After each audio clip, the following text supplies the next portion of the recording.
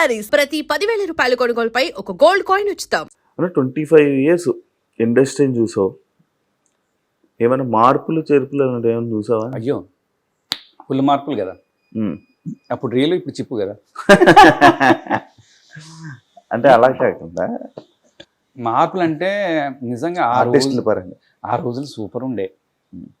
మనకి ఫోన్లు అప్పుడు పేజర్లు వచ్చినాయి నిజంగా, అంటే అంత ముసలోడు అనుకుంటారు కానీ పేజర్లు, తర్వాత కాయిన్, రూపాయి కాయిన్తో మాట్లాడి అన్న ఎక్కడ షూటింగ్ ఎక్కడ అంటే చెప్పేటోళ్ళు వెంటనే డేట్లు ఆఫీస్కి వెళ్తే డేట్లు 2 నెలలు 3 నెలలు కూడా డేట్లు అంత ఇచ్చేవాళ్ళు, పర్ఫెక్ట్ ఇచ్చేవాళ్ళు.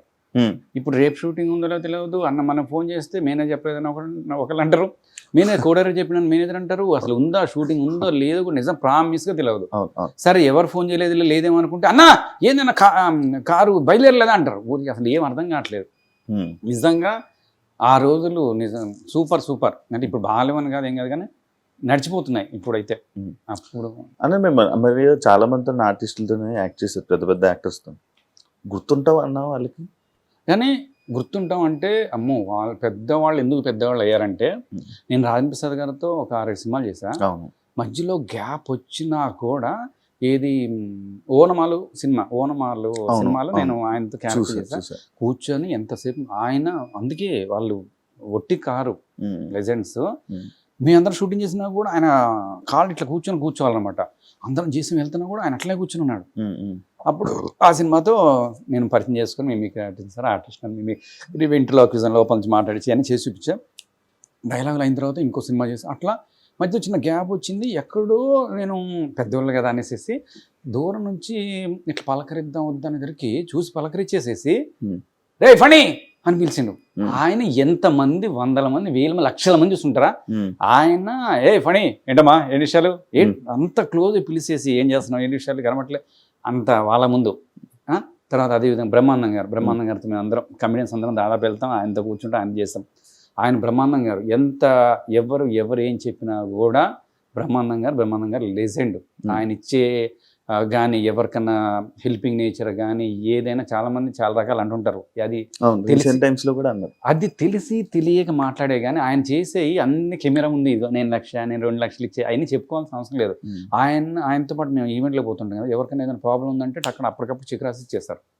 ఆ చిన్నవి కూడా కెమెరా రామా అని ఎట్లా చెప్తారు. నిజంగా బ్రహ్మానంద గారు ఆయన అంటే తెలవని వాళ్ళు మాట్లాడేది కానీ ఆయన మాత్రం రియల్లీ గ్రేటెస్ట్. ఆయన దగ్గర పనిచేసే వాళ్ళ దగ్గర కానీ తర్వాత ఎవరికైనా ఏమైనా హెల్ప్ అయినా కూడా అప్పుడు మా అసిస్టెంట్ వాళ్ళ దగ్గర ఒకసారి ఎప్పుడు పంపిస్తే వాళ్ళకి బాగాలేదు, వాళ్ళ అమ్మ బాగాలేదు, వాళ్ళకి బాగాలేదంటే మొత్తం ఫోన్ చేయించి హాస్పిటల్ అంతా కూడా చూపించాను. అట్లా ఎవరికైనా సరే ఆయన అట్లా అంటే సెలబ్రిటీస్కి మనం గుర్తుంటామా, పెద్దవాళ్ళకి మనం గుర్తుంటామా అంటే ఇంకో విషయం చెప్పాలి. భరణి గారు నేను ఫస్ట్ నుంచి కూడా గురుగారు అంటే వాళ్ళ ఇంటికి వెళ్తుంటాం. మా పాప పేరు పెట్టింది జైత్ర, భరణి గారు పెట్టారు.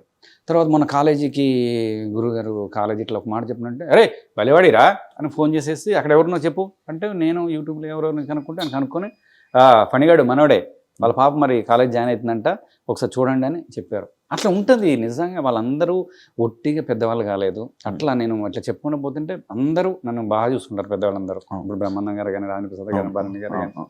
అంటే ఇందాక అన్న చాలా రోజుల నుంచి కనపట్లేదు అన్నావు కదా, ఉన్న వాస్తవం చెప్పాలి. అది హ్యాపీగా పిలిచావు, నేను బాధ అని చెప్పాలి ఏం చేయలేదు. మా వైఫ్కి cervical spondylitis, left leg left hand పడిపోయి 1 year బెడెడ్ అయిపోయింది. అది అంటే ఎట్లా చెప్పాలంటే ఎప్పుడు అంటే ఇక్కడ పెయిన్ వస్తుంటే మామూలుగా మనం ఏమనుకుంటాం సర్వైకల్ స్పాండిలైటిస్ కదా నొప్పే కదా అని పాపం ఎప్పుడని చేపిస్తేనేమో లో అయిపోయేది, కింద పడిపోయేది.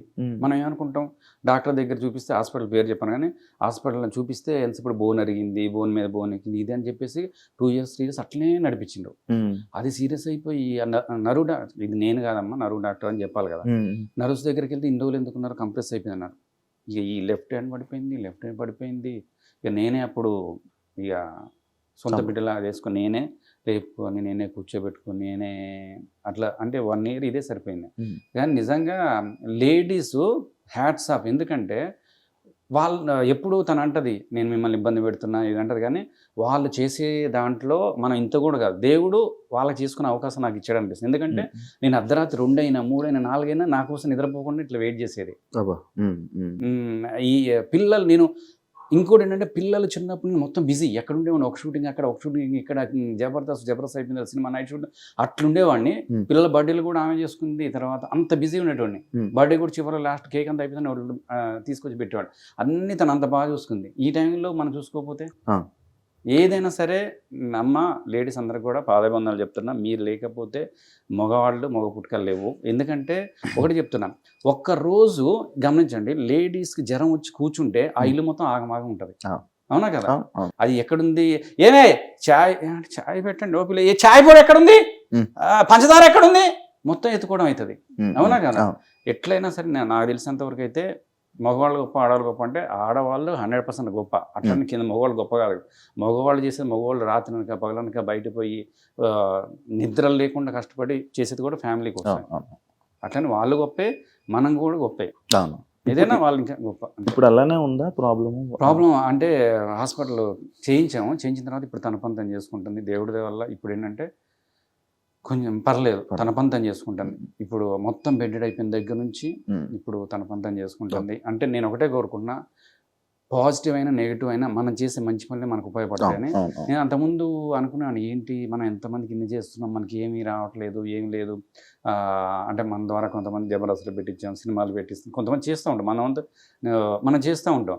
ఏంది ఎక్కడ రాదంటే నేను ఒకటే అనుకున్నా, చూడండి మళ్ళీ తిరిగి మనం చాలా మంది చూస్తుంటాం, ఎక్కడ మొత్తం బెడ్ అయిపోయి ఇంకా ఉన్నవాళ్ళు. అట్లాంటిది ఆమె లేసి తన పని తను చేసుకుంటుందంటే మనం చేసిన పుణ్యం. నేనైతే ఎప్పుడు ఇందాక కూడా సుమన విషయంలో చెప్పాడు, ఏ నిమిషానికి ఏమిదో మనం తెలియదు. వాళ్ళు అనుకోకుండా టక్కన వచ్చి టక్కన ఇంటర్వ్యూ. దేవుడు మాత్రం ఇస్తాడు ఎవరికో, అప్పుడు ఇచ్చి పడేద్దాం అంతే. ఇచ్చి అందరూ పెద్ద పెద్దోళ్ళు అంటున్నారు, మీరెందుకన్నా పెద్దోళ్ళు అవ్వలేకపోయారు అప్పటి నుంచి చెప్పారు. అది మాత్రం నిజంగా నువ్వు అడిగిన దాంట్లోనే నాకు అది చెప్పేది కాదు. మా ఆవిడ కూడా పాపం ఆ వీడియోస్ చూస్తా, అవన్నీ చూసినప్పుడు పాపం తను కూడా అదే బాధపడుతుంది, ఇది మీకు కూడా రావాలని అంటది. మీకోసం 25 సంవత్సరాలు అంటే నాటి జోకు. పాపం నిజం చెప్తున్నా, నా గురించి కాకపోయినా పాపం మా ఆవిడ గురించి అన్నా సక్సెస్.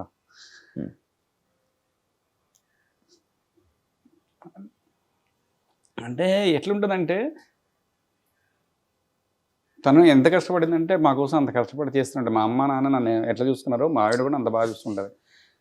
తను ఎప్పుడు అదే అంటది, ఎక్కడన్నా వాళ్ళు సక్సెస్ కొట్టినప్పుడు, వీళ్ళు సక్సెస్ ఒక రేంజ్లోకి వెళ్ళినప్పుడు పాపం తను అదే అంటది, మిమ్మల్ని ఎప్పుడైనా ఆ రేంజ్ మీద చూడాలని అంటది. వస్తుంది,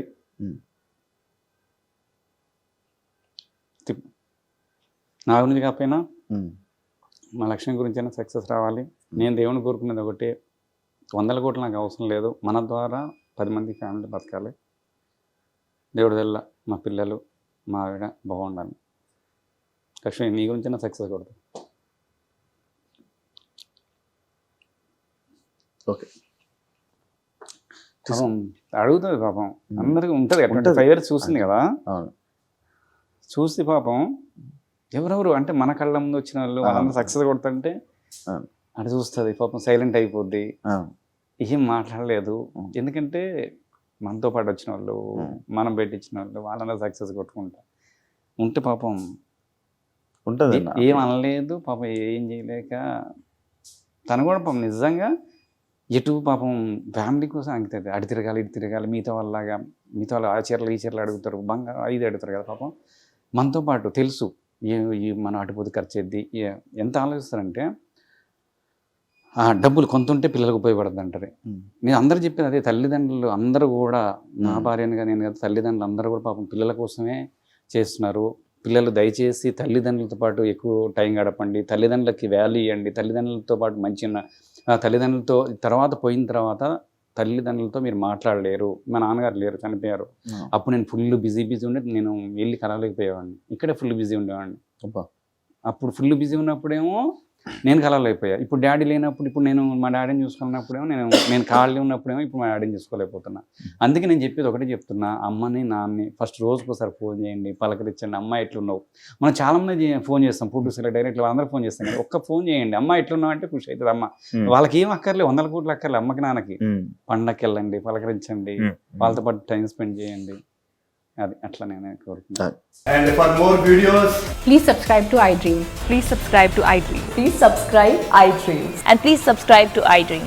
For more videos, subscribe to iDream. please like, share, and subscribe to the channel. Congratulations, iDream. Subscribe to iDream. Subscribe to iDream. So subscribe to iDream Media. iDream ki iDream team andarki huge congratulations. Please subscribe iDream Media. Please subscribe to iDream. Subscribe iDream. Please subscribe to iDream. iDream అంటే నా కళల channel subscribe చేసుకున్న నోరు తిరుగుతలేదు, మీరైతే గంట గుర్తు కొట్టండి. For more such videos, please subscribe to iDream. Subscribe to iDream. Please subscribe to iDream. Please subscribe iDream Media. Please do subscribe to iDream. Please subscribe to iDream Media. For best entertainment and information, please subscribe iDream. And don't forget to subscribe to iDream.